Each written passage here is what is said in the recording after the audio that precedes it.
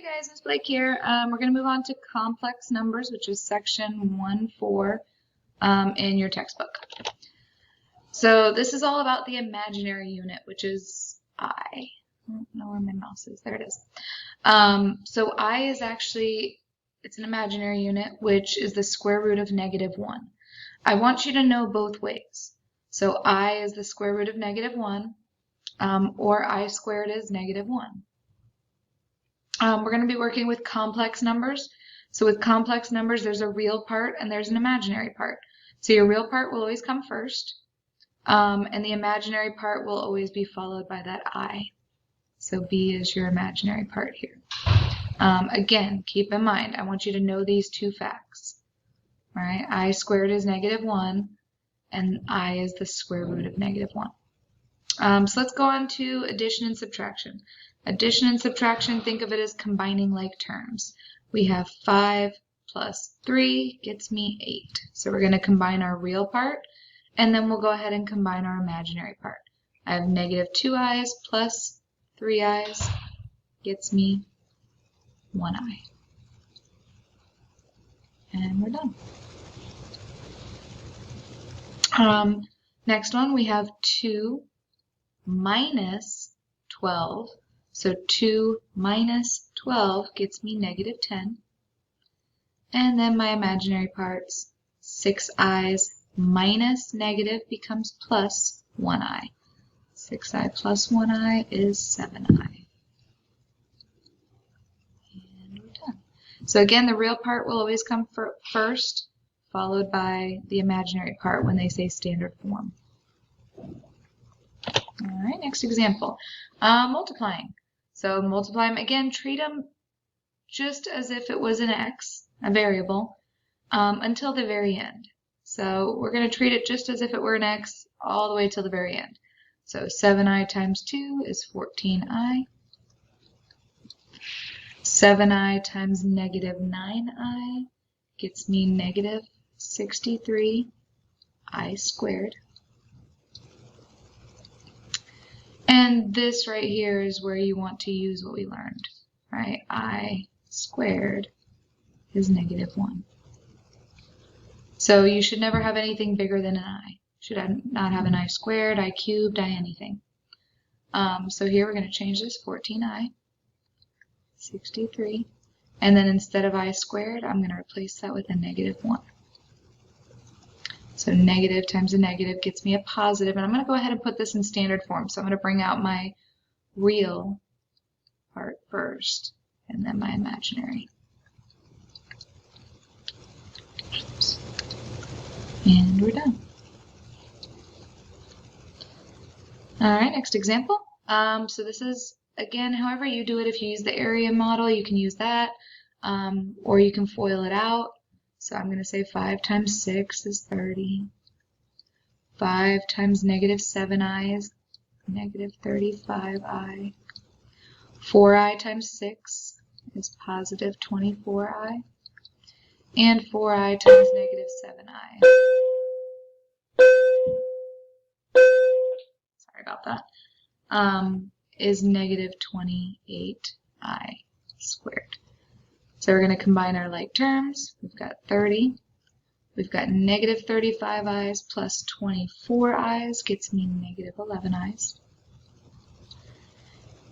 And remember, you should never have anything bigger than an I. So that I squared, remember I squared is -1. So here we've got 30 minus 11i plus 28. And we'll put our real part first. Combine our like terms, we get 58 minus 11i. Again, standard form, make sure your real part comes first. All right, next example. So we talked about conjugates when we were dealing with radicals. Now we're going to talk about a complex conjugate. It's still the same concept. So if you have a plus bi, it's a minus bi. So notice that imaginary part is what's changing. A minus bi becomes a plus bi. So complex because we have imaginary numbers in there, and then still the conjugate. So again, Very similar to square roots. Remember, I is the square root of -1. So we're not allowed to have square roots in the denominator. You're not allowed to have imaginary numbers either, because remember that is representing a square root. So how do you get rid of it? Multiply by the complex conjugate. So 4 minus I, the conjugate is 4 plus I. Remember, we do top and bottom. Multiply the numerator and the denominator, because technically you're multiplying by a really fancy 1. So you don't want to change the value. It looks like we're foiling on top and bottom. So 5 times 4 is 20. 5 times I is 5I. 4I times 4 is 16I. And 4I times I is 4I squared. And I'm not even going to worry about simplifying. I'm just going to FOIL it all out right now. I'm hoping you remember that the inner terms cancel, but just in case you don't, we'll show you. 4 times 4 is 16. 4 times I is 4I. Negative I times 4 is negative 4I. And negative I times negative I is negative I squared. So remember, the whole point of this was, the whole point of a conjugate is to get rid of those square roots, to get rid of the i's in this case, which here's what always will happen, that 4i minus 4i should cancel out. I squared, we're going to replace it with -1. So we're going to go through, let's look at the top first. We've got 20.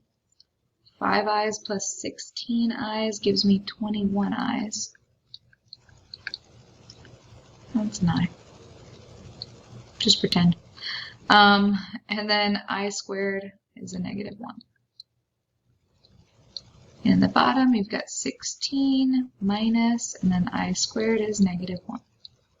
So I'm just taking my time through this. -4 plus 20 gets me 16 plus 21i. And minus negative becomes plus. 16 plus 1 is 17. Now, two different types of answers. I'm perfectly fine with that as your answer. But if they do want it in standard form, you can also separate these. So 16 over 17 would be the real part. And then 21 over 17I would be the imaginary part. Again, these are both the same answer. This one just breaks it up into the real and the imaginary. All right, next one.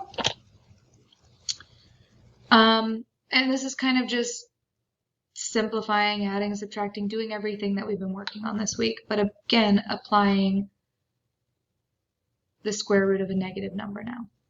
So my advice, if you see a negative, I'm going to write -1. 27, I'm going to break up into 9 times 3. And again, the reason I did that, the square root of 9 is 3. The square root of -1 is I.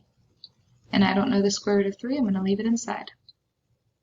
Plus, again, when I see that negative, I'm going to put that -1.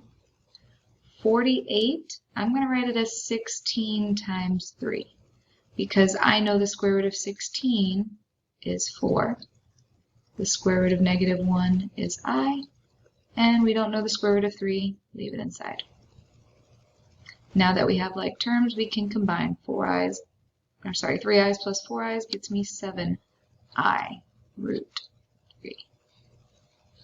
And we're done. Moving on.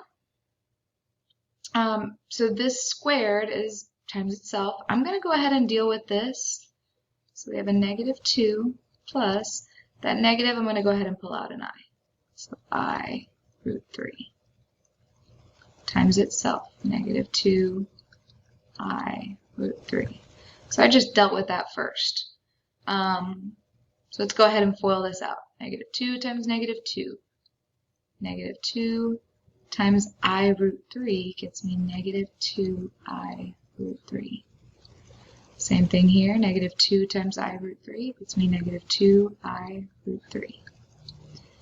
And last, we get I squared root 9.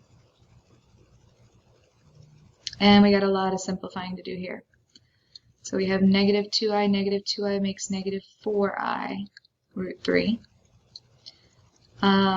Remember, I squared is negative 1. Square root of 9 is 3. So negative 3 plus 4 gets me 1 minus 4i root 3.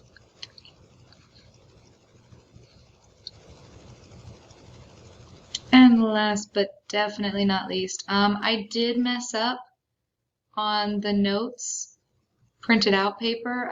This negative was missing, so make sure you put that in there. Just on the one that I printed out, I messed up. So my bad, make sure it's a negative 12. So we're actually going to deal with that negative 12 first. So we got negative 14 plus, and I'm going to write it as negative 1 times 4 times 3.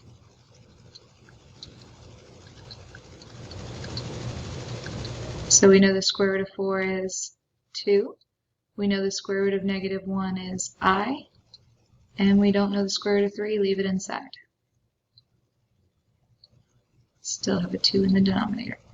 Now notice negative 14 is divisible by 2 and 2i root 3 is divisible by 2. So we're going to go ahead and divide everything by 2. So you should get negative 7 plus I root 3. And that'll be our final answer. Alright, that's it for today, guys. Get the homework done. Bye.